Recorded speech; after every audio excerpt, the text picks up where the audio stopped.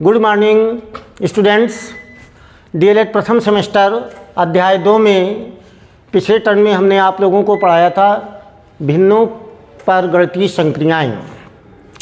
भिन्न क्या होती हैं, भिन्न की अवधारणा क्या होती है और उस पर गणितीय संक्रियाएँ कैसे की जाती हैं। तो उसी गणितीय संक्रियाओं में एक है योग और दूसरी घटाना यानी व्यवकलन।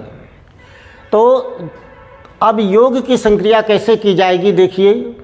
जब दी गई भिन्नों में हर समान हो, जब भिन्नों में हर समान होता है तब हम दी गई भिन्नों के अंश को जोड़ लेते हैं।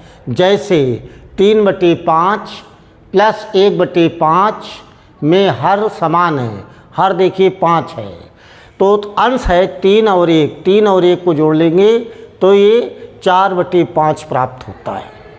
इसी प्रकार से घटाने में व्यवकलन यानी कि घटाने में क्या करते हैं, हर समान है, हर लिख लिया समान है, फिर अंश जो है वैसे ही ले लेते हैं, अंशों को आपस में घटा लेते हैं तो 3 - 1 = 2 तो 2/5 प्राप्त हो गया। अब देखिए जब दी गई भिन्नों में हर समान नहीं होते हैं तब हम कैसे करते हैं। तो ये हमारे पास उदाहरण है 2/7 प्लस 1/9। तो यहाँ पर असमान हर वाली भिन्नों का योगफल हमें ज्ञात करना है। कैसे ज्ञात करेंगे, तो हम सर्वप्रथम क्या करते हैं, हर 7 और हर 9 का लघुत्तम ले लेते हैं। तो जब लघुत्तम समापवर्त लेते हैं तो 7 और 9 का लघुत्तम जब लेंगे तो हमें 63 प्राप्त होता है। अब 63 हमारा लघुत्तम प्राप्त हुआ तो हम लघुत्तम में पहली भिन्न के हर से भाग देते तो 7 का भाग 63 में देंगे, भागफल 9 आएगा, 7 × 9 = 63। 9 का गुणा अंश में करते हैं, 9 दूनी 18।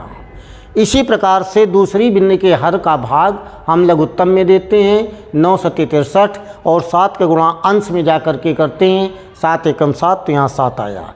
अब हम अंश को जोड़ लेते हैं, 18 × 7 = 25 हुए तो 25/63 ये हमारा उत्तर प्राप्त हुआ। इसके बाद घटाने में देखिए हम क्या करते हैं कि 63 हमारा लघुत्तम हो गया, 7 का भाग 63 में दिया, 7 × 9 = 63, 9 का गुणा 2 में किया, 9 दूनी 18 और 9 का भाग 63 में दिया, 9 × 7 = 63, 7 का गुणा 1 में किया, 7 × 1 = 7, 18 में 7 हमने घटा दिया तो 8 में 7 गया, 1 बचा, यहाँ से 1 बचा, 11/63 ये उत्तर प्राप्त हो गया। इस प्रकार से समान हर वाली भिन्न को हम जोड़ने अथवा घटाने में हर में कोई परिवर्तन नहीं करते और अंश को अगर जोड़ना है तो आपस में जोड़ देते हैं, अगर घटाना है तो आपस में घटा लेते हैं। असमान हर वाली भिन्नों में हम सर्वप्रथम हर का लघुत्तम लेते हैं, इसके पश्चात हर का भाग लघुत्तम में देते हैं और अंश में गुणा करते हैं। इस प्रकार से हमें भिन्नों का जोड़ अथवा घटाना प्राप्त हो जाता है। अब हम आपको भिन्नों का आरोही क्रम और अवरोही क्रम कैसे ज्ञात करते हैं, कैसे करते हैं बताने जा रहे हैं। देखिए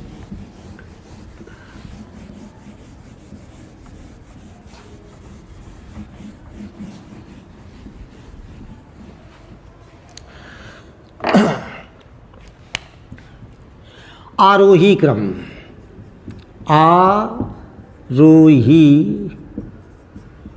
क्रम। आरोही क्रम का मतलब होता है बढ़ते हुए। जैसे आप यहाँ पर हैं, ऐसे जाएं, ऐसे जाएं, ऐसे जाएं, ये पहली सीढ़ी, दूसरी सीढ़ी, तीसरी सीढ़ी, ये चौथी, तो ये बढ़ता हुआ क्रम है। 1 2 3 4 इस प्रकार से हम इसको कहते हैं आरोही क्रम। जैसे 1/7, 2/7, 7/6/7, 3/7, 4/7 का आरोही क्रम होगा। तो आरोही क्रम कैसे होगा? 1/7 ग्रेटर 2/7 ग्रेटर 3/7 ग्रेटर 6/7, ये आरोही क्रम है। अवरोही क्रम, अवरोही क्रम, इसका मतलब होता है घटते हुए क्रम में। तो जैसे 6/7 उससे छोटा है, 3/7 से छोटा है 2/7 और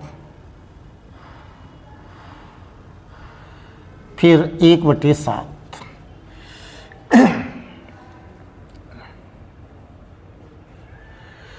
इस प्रकार से ये हमारा अवरोही क्रम प्राप्त हो गया। 7/6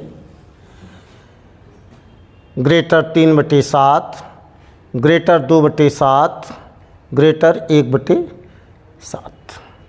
तो इस प्रकार से ये हमारा आरोही क्रम और अवरोही क्रम प्राप्त हुआ। अवरोही क्रम में घटते हुए क्रम में, घटते हुए क्रम में, घटते हुए क्रम में लिखते हैं और इसको बढ़ते हुए क्रम में लिखते हैं।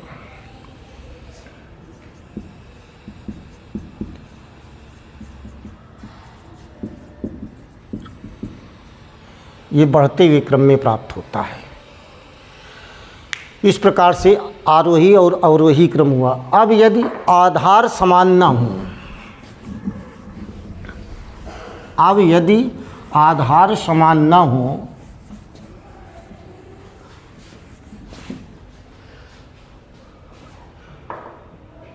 अब यदि आधार समान ना हो तो भिन्नों को आरोही और अवरोही क्रम बनाने के लिए सर्वप्रथम हम क्या करते हैं कि उनके आधार समान करते हैं। जैसे 4/5 कामा 7/7 मान लीजिए कि 8 कामा 2/5। अब इसको हमें पता लगाना है कि आरोही क्रम कैसे लिखा जाएगा। तो इसका हम पहले एलसीएम ले लेते हैं, 5, 8 और 5 का। तो एलसीएम ले लिया, 2, 5, 4, 5, 2, 5, 2, 5, 2, 5, 1, 5 और फिर 5। तो एलसीएम हमारा हो गया 2 × 2 × 2 × 5 बराबर 40। तो अब हम क्या करते हैं कि 4/5 बराबर 40। तो 5 8 40, तो यहाँ हो गया 40। और ये हो गया 32।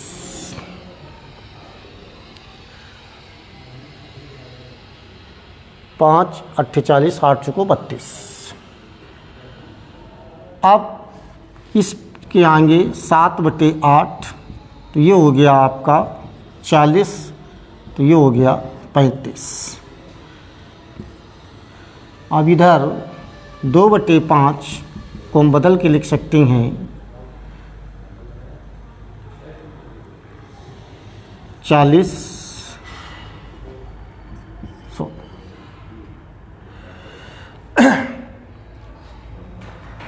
तो अब ये हो गया हमारा, हम देखते हैं कि सबसे छोटी संख्या है 16/40 ग्रेटर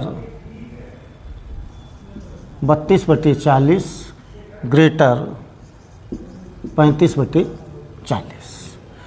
तो अब इसका मतलब ये हुआ 4/5 और ये 4/5 मतलब 2/5 है, और ये 4/5 और 7/8 आरोही क्रम, आरोही क्रम। इसके साथ में ये भिन्नों का लेक्चर नंबर 7 समाप्त होता है।